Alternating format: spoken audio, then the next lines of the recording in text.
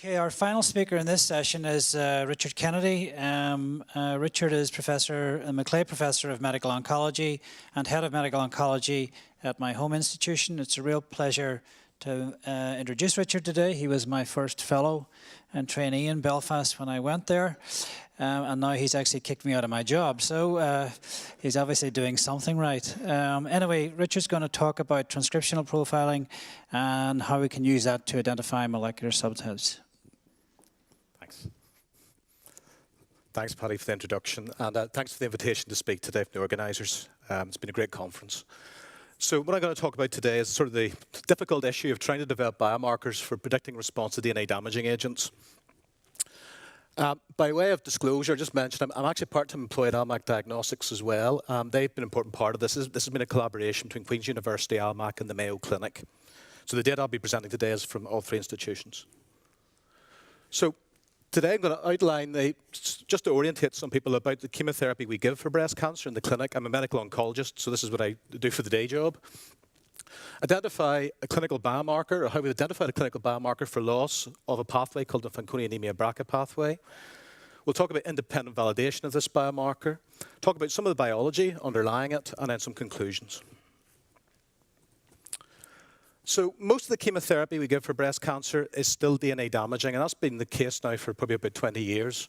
We typically use combinations of alkylating agents, such as cyclophosphamide, and anthracyclines, such as doxorubicin or epirubicin in Europe. Taxanes are beginning to come in, but I think most people would still argue the mainstays are probably still the DNA damaging agents. The single-agent response rate for these agents, however, is usually around about 20%. And the problem is we can't accurately predict who benefits from them. And we're also quite anxious in using some of these agents, such as anthracyclines, because of the long-term toxic effects, particularly cardiotoxicity. And this is particularly an issue in the adjuvant setting, because these are patients who've had the tumour removed. We give the chemotherapy to try to prevent disease recurrence, and we have nothing to measure, so we don't really know if we're giving the right treatment or not. But we do see people who have excellent responses. So we know that patients who have lost either the BRCA1 or BRCA2 gene are highly sensitive to chemotherapy. And you can lose this gene through mutation in about 5 to 10% of cancers, but also can be lost up to 25% through epigenetic silencing. And these tumours can't repair their DNA after chemotherapy, and you can get these quite remarkable responses. So this is a patient, this is a fairly nasty, aggressive breast cancer. It's infiltrating the skin. And this is after, in this case, it was 6 cycles of 5-fluorouracil, epirubicin, and cyclophosphamide, and you can see the disease is completely resolved. In fact, this patient went on to be cured. This is, I'm not going to go through this, you'll be glad to hear, but this is just, there's a lot of data out there to suggest that people who have lost function of BRCA1 or BRCA2 get excellent responses to chemotherapy. And this translates to improved survival as well. So again, here we have people who have received FEC chemotherapy. These are people with low BRCA1 expression versus high. You can see there's a better survival. This holds up actually for other disease areas too. So here's bladder cancer. This is low BRCA1. There's better survival following cisplatin, a classic DNA damaging agent. This is cisplatin for non-small cell lung cancer. Again, low BRCA1 seems to do better. And in ovarian cancer, where we're using palliative treatment, there's a better survival for patients with low BRCA1. So one of the issues, though, is that BRCA1 and BRCA2 are part of a much bigger network of genes called the Fanconi Anemia BRCA pathway. I'll talk a little bit about this. It is quite complex. I'll not go into this in too much detail. You'll be glad to hear. But really, the purpose of this pathway is to reestablish DNA replication following damage. Alkylating agents, anthracyclines, particularly cause damage in the S phase of the cell cycle, which causes the cell to arrest. This pathway is involved in putting the replication fork back together again to reestablish DNA replication. So here we have a stalled replication fork. This is a protein called ATR. It phosphorylates residues on this complex called complex 1. So complex 1 is an E3 ubiquitin ligase. So its role in life is to put ubiquitin onto the I and D2 proteins. These then form a second complex called complex 2, or the DNA damage inducible foci. This complex, of which BRCA1 and BRCA2 are part, is involved in the excision, if there's a cross-link, involved in putting the double-strand break back together again, and also a process called translesion synthesis, which helps re-establish the fork. Once this has occurred, the deubiquitinating enzyme, USP1, removes the ubiquitin residues, and then this complex dissolves and allows DNA replication to continue. So the important thing about this pathway, it is the primary pathway for response to DNA damage in the S phase of the cell cycle, so it's very important for chemotherapy. So it's clear that loss of this pathway in tumours could be a good biomarker to guide the use of DNA-damaging agents. The problem is there's no reliable method for detecting loss of this pathway. And the reason is the complexity. If you look, there's all these components you have to think about. And here I've highlighted some of the components that have been reported to be lost in solid tumours. So you can see it's quite a complex pattern. Some of these are mutations. Some of these are lost through epigenetic mechanisms such as methylation. So a number of groups have tried various methods to develop biomarkers for loss of this pathway. Some people have gone straight to the sequencing. So they've tried to sequence all the components. But this becomes incredibly complex. The first thing is there's a lot of things to worry about. Secondly, we're not entirely sure what's a mutation and what's a polymorphism in this pathway. And some polymorphisms probably become like mutations in the presence of other polymorphisms. So there's another layer of complexity there. Also, as I've mentioned earlier, epigenetic silencing is important as well. So you need to also look at alteration or methylation of the DNA and histones. The next thing is to take a very simple approach and just look at expression of these proteins by immunohistochemistry or at mRNA level by qPCR. But again, this would be very complex. There's a lot of things to think about, and it can't always distinguish between mutation and wild-type protein either. The third approach, and this is an approach we put out in JCO, it must be about 7, 8 years ago now, where we suggested you could take a functional approach. So you take the tumour from the patient, and you treat with something like radiation or hydroxyurea, and you look for the formation of DNA-damaged foci, which indicate that the pathway is active. Or you could try it by Western blot as well, where you get ubiquitination of the D2 protein. I think this would be fine for a phase 1 trial, maybe for an enrichment strategy, but it would be completely impractical if you're going to try and bring this into regular clinical practice. So in order to try and identify a biomarker, we thought we'd take a different approach. So there's lots of different ways, as I mentioned, you can lose this pathway, but the cell still has to survive. So our hypothesis was there may be a common mechanism that allows the cells to survive loss of the pathway. If we could identify this mechanism, then this may form the basis of a biomarker. So rather than worrying about all the ways you could get to loss of repair, if you can find what the cell does once it's lost repair, that might unite, or might work as a uniting biomarker for loss of the pathway. We also hypothesized that tumours with BRCA1 or BRCA2 mutations should display this pathway. And then I think this was probably where we did things a bit differently. We went back to the disease Fanconi Anemia. So there are people out there who are homozygous for mutation of Fanconi Anemia gene, so they live without the pathway.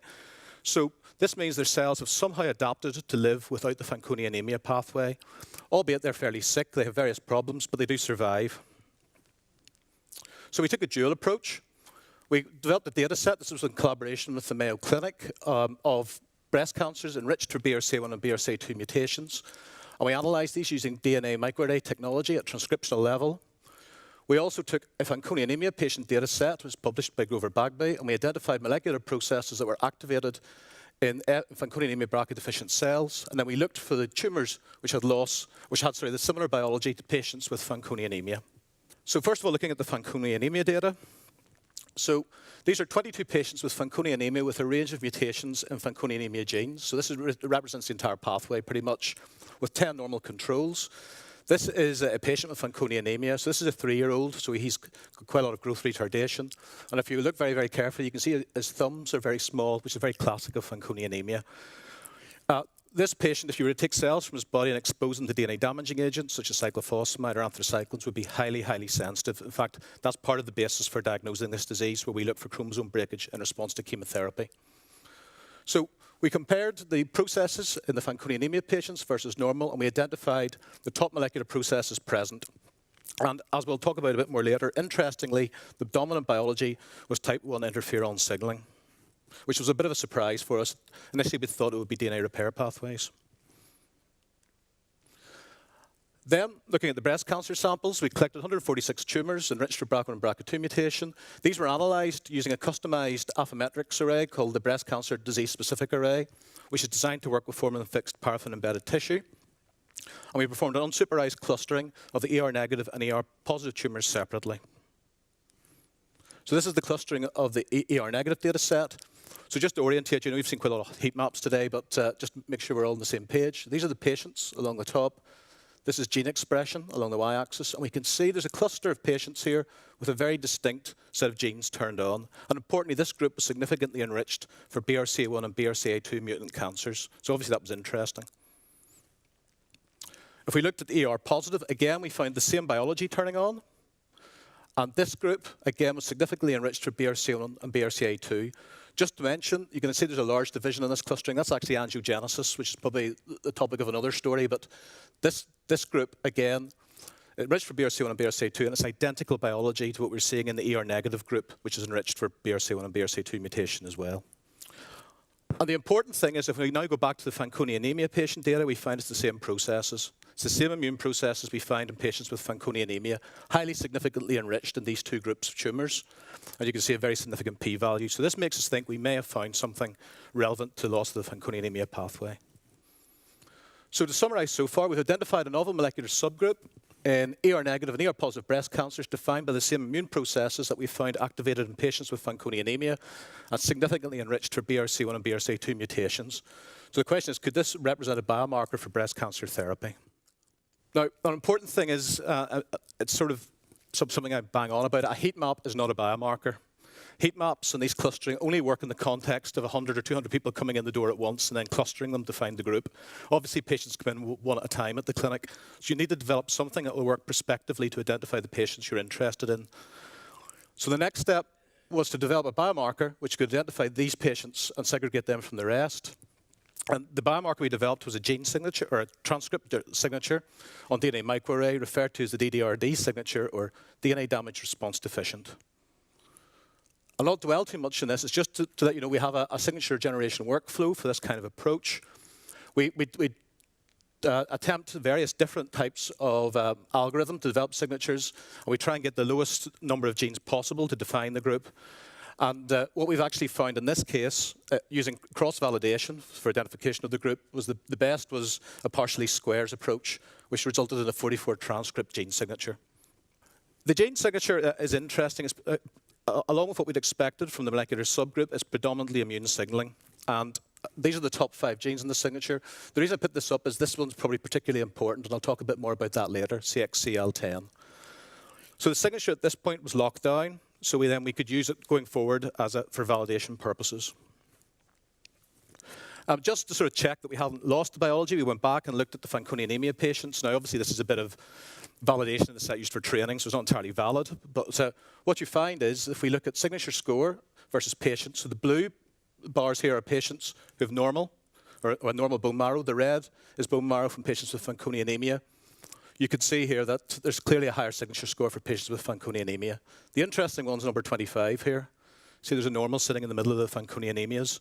It turns out that the normal patients for this study were the relatives of the patients with Fanconi anemia, so we think there actually might be a latent Fanconi anemia sitting in here. So the next thing is, does this biomarker actually help us in breast cancer? So we've taken 2 approaches here. We've looked at chemotherapy used in the neoadjuvant setting. So neoadjuvant chemotherapy is where we give chemotherapy prior to surgery, usually for people with larger tumours to help shrink the tumour down to allow the surgeon to remove it with the least effects on the remaining tissue. The other setting is the adjuvant setting. So these are patients who've had surgery and then typically have 4 to 6 cycles of chemotherapy following the surgery, and that's to try to prevent disease recurrence. So first of all, looking at the neoadjuvant setting, for this purpose, we identified 203 patients who had neoadjuvant chemotherapy from public data sets. Now, these are data sets the signature has never seen before. The endpoint from these is pathologic complete response, which is quite a tough endpoint to hit. And also, the reason for looking at the neoadjuvant data set is it allows us to assess the predictive utility of the assay, so can it actually predict response to chemotherapy. So to summarize this data, this is a multivariate analysis. We find that if you're classified as DDRD positive or fall within the molecular group, you have an odds ratio of 4, or you're 4 times more likely to get a complete pathologic response if you fall in the group. Importantly, this is independent from other clinical factors such as estrogen receptor status and grade and stage, so it's a truly independent factor. Then looking at the adjuvant setting. So to do this, we did what we called a prospective retrospective independent validation. Sounds a bit strange, that, but what that means is run, although it's a retrospective data set, it's run as if patients are coming into the clinic. So it's run 1 sample at a time. We're blinded to the results. A third party collects the data and then unblinds it at the end, so we're not biased.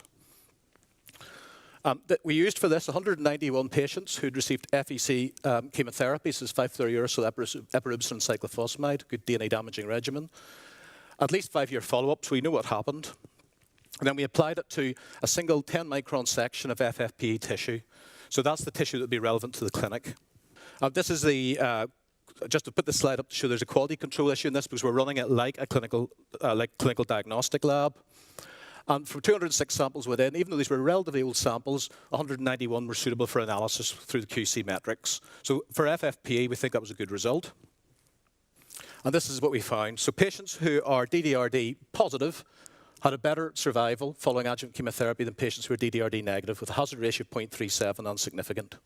If we look at the multivariate analysis, we find that DDRD positivity is independent from other factors such as AR, HER2, age, grade, stage, and nodal status. So it's an independent factor of predicting benefit from chemotherapy.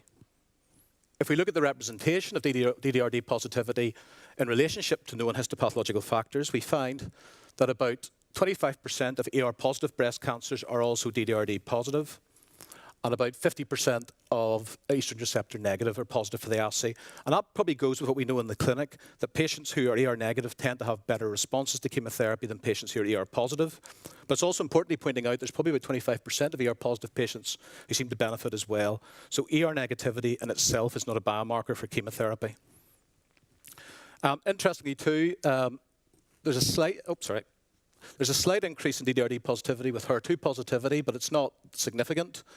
And actually, in this data set, we didn't find a particular relationship between HER2 positivity and benefit from chemotherapy. And there's still a bit of a debate on the way that should be. The other interesting bit of data is that in our data set, 35 patients had lymphocytic infiltration. Of them, about 75% were positive for the assay, whereas only about 28% were positive for the assay in the absence of lymphocytic infiltration. And that could be important, as we'll discuss later. The other thing I should point out, though, is that the assay is not a surrogate for lymphocytic infiltration either.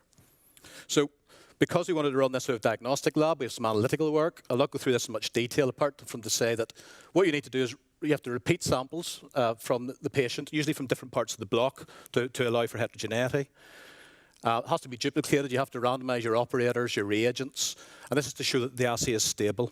And from this, we found that the total standard deviation was less than 5% of the assay's reportable range, which is considered acceptable for a CLIA lab delivered assay.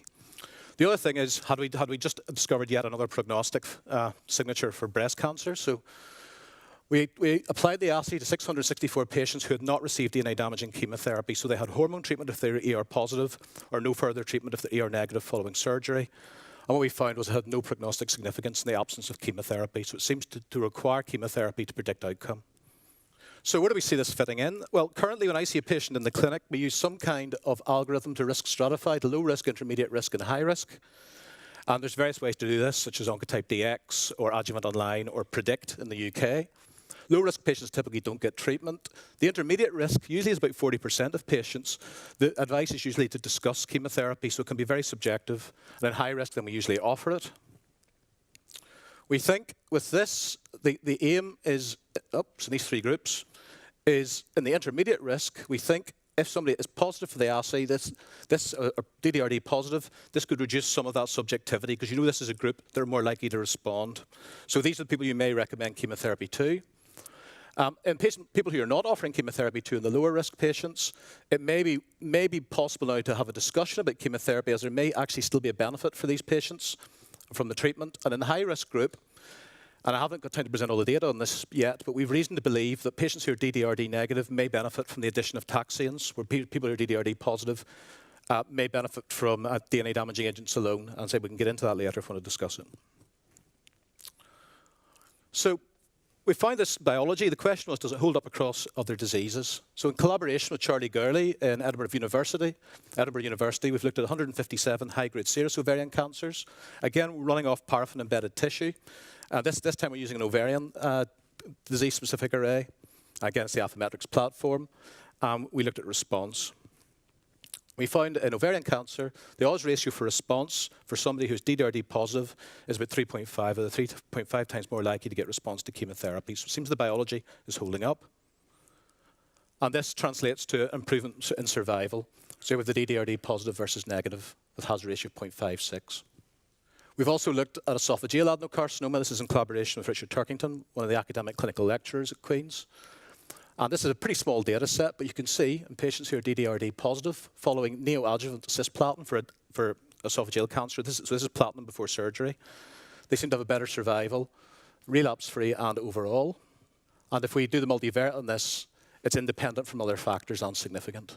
So one of the questions you might be asking is, well, how does this work? What biology is it really capturing? So I'm a bit nervous about this because there's been an immune session this morning. I'm not an immunologist. I hold my hands up, so this could be fairly basic.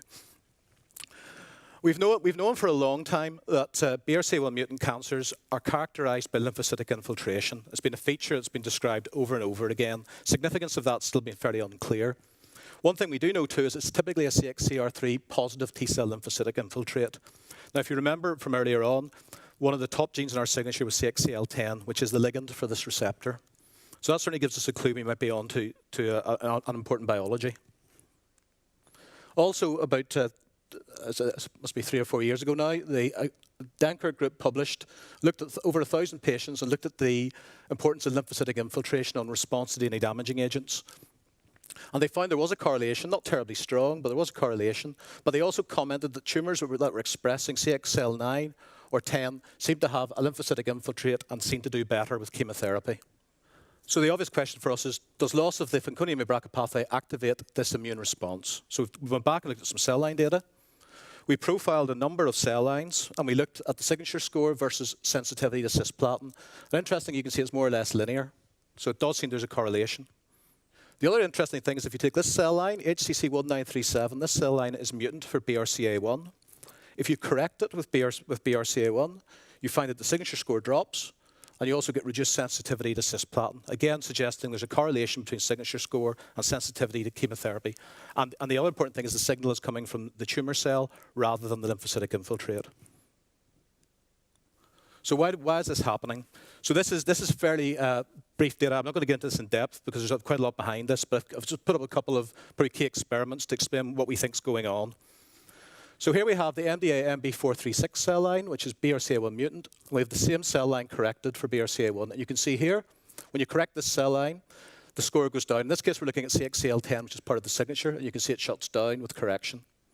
If we treat with Taxol, typical chemotherapeutic agent, you see it doesn't really do very much to the signature. As you're aware, Taxol is an M-phase specific agent. It doesn't really affect DNA directly. However, if we treat with hydroxyurea, which causes stalling of DNA replication in the S phase of the cell cycle, you get a great, over 3-fold rise in CXCL10 expression. So this is suggesting that it's stalling of forks in S phase may be turning this signal on. Similarly, if we take murine fibroblasts and we treat with cisplatin, not very much happens to the signature. However, if we knock out the G1 checkpoint and allow the cells to progress into S phase, we find that we can turn the signature on quite nicely. So again, it suggests that the signature is coming from the S phase of the cell cycle due to specific damage in this part of the cycle. So just as a model, I'll just explain what we think is going on. The normal cell produces endogenous damage all the time. It's probably part of its metabolism. You get replication fork stalling. This is usually repaired through the Fanconi Anemia pathway, and you get re-establishment of the replication fork. However, if you have a cell or a tumour which has lost this pathway, you get replication fork stalling. We believe a sensor. We've been looking at this sensor at the moment. We have reason to believe that this is a specific viral sensor. So the cell in some ways thinks there's abnormal DNA, which it triggers a viral response. So the fork in some ways mimicking a viral attack. This turns on interferon genes, which define the DDRD signature and also can bring in a lymphocytic infiltration. So just to conclude, we believe we've developed an assay that can predict benefit from DNA damaging agents in breast cancer. It appears to represent a specific immune response in the S phase of the cell cycle, possibly due to abnormal DNA structures in these cells that have lost the Fanconi Anemia BRCA pathway. People who are positive for this assay are 4 times more likely to have a complete pathologic response in the neoadjuvant setting and 3 times less likely to develop recurrence. We're aiming to move this into the clinic in 2014. There's some discussions underway with some of the collaborative groups for further validation in large data sets.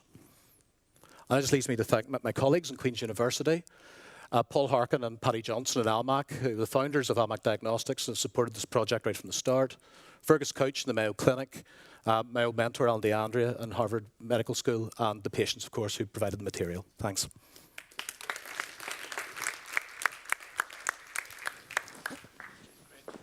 Great talk. Any questions?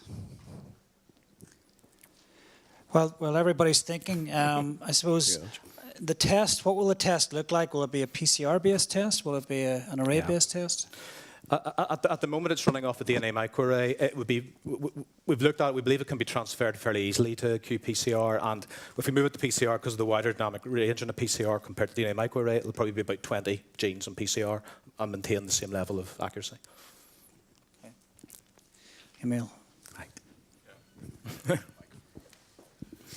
So, as a medical oncologist, you Yeah. see the patients. Yes. So, how do you use it at the moment in your practice? So, you have a patient with breast Yeah. cancer, and that will have a 5% benefit of chemotherapy. Use the test, and do you make clinical decision making based on it? Well, the most important thing is I'm not using it yet in the clinic because it still has to have its final. I would like to see a second large validation study. But the way I would see this is that 5% you mentioned is based on an assumed benefit of about 30% from chemotherapy, which is across all comers. I think when we apply this assay, then what you're seeing, there's a group in here who are probably 4 times more likely to benefit. So that 5% then can be segregated into people who are low likelihood of benefit and people of higher likelihood of benefit. So what I'm hoping is you can separate that intermediate group into those who should benefit and those who are unlikely to benefit. So it just adds more information. And actually, if you factor this in to some of the algorithms, such as Adjuvant Online, you can get a more accurate prediction of outcome. Yeah. Then it comes to the prediction level, because patients will go for 1% benefit.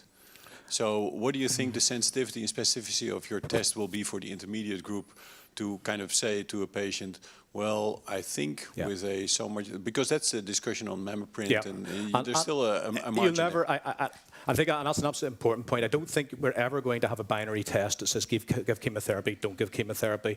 As you know yourself, medical oncology, there's all sorts of things that factor in. If you have a young, fit person who's intermediate risk, you're more likely to have the discussion about chemotherapy. So I think having more information is helpful. I think where it may really make a benefit in the future is with when to add in taxanes.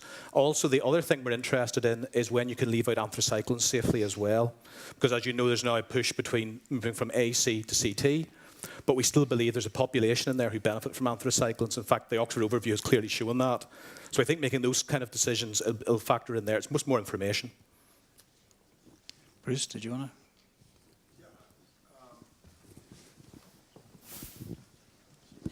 So the test should predict for response to agents that cause DNA damage. Have you tried to look at controls such as patients treated with taxanes rather than anthracyclines? Yeah, we've looked at a retrospective data set where what we don't have is a taxane only in adjuvant setting because that doesn't exist. But what we do have is FECD versus FEC. And we find that the DDRD positive do better with the 6 cycles of FEC than they do with the 3 cycles of FEC 3D. So we think there is an interaction there. My hypothesis is it's the DDRD negative who are getting the bigger benefit from the taxanes. Jean-Paul? Maybe then to come back to the first session, do you have any idea whether they actually benefit from the interferon gamma, or is it really a biomarker for a response to chemo? That's a great question. It's obviously something we're very interested in. I think certainly if you just work at cell line level, so these cell lines that showed you have the signature turned on, it doesn't make any difference to them, but that's in the absence of stroma and lymphocytes. I think, and that's what we're doing co-culture at the moment and moving into animals as well, it's difficult. But I suspect that once you bring an immune system in, there may be a benefit to the tumour for having this lymphocytic infiltration. And also, we're obviously very interested too, why are these cells not dying in response to this infiltration? And there's a way of turning that program back on. Yeah. John? Yes, a little bit continuing on the question that Jean-Paul asked. Yeah. So if you look at the DDRD positive tumors, and you look at the infiltration of lymphocytes, does the lymphocytic infiltration then become prognostic? Because based on the fact that you have these problem with homologous recombination, you have more DNA damage, probably also more new antigens, so you could maybe expect that the immune system will recognize the tumor in a better way. Yeah, I think certainly it's one of the reasons we looked at the cell cycle work. So the immune signal is not turned on outside S phase, so I would imagine that if it was a protein imaging, it should be turned on, it should be present throughout the cell cycle, whereas it's very, very specifically an S phase phenomena. So I do think it's the DNA triggering it. And also I think we have other reasons. There's other types of DNA damage as well, which we can introduce. We can turn off. We can turn on the exact same signal as well. So you can put in artificial constructs, or so we can turn it on. So I do think it's the DNA. Okay, Richard, I think we'll leave it at that just because we're running into everybody's lunchtime. Can I thank you, Richard, and thank all the speakers for a great session. Thank all of you who've been here to listen.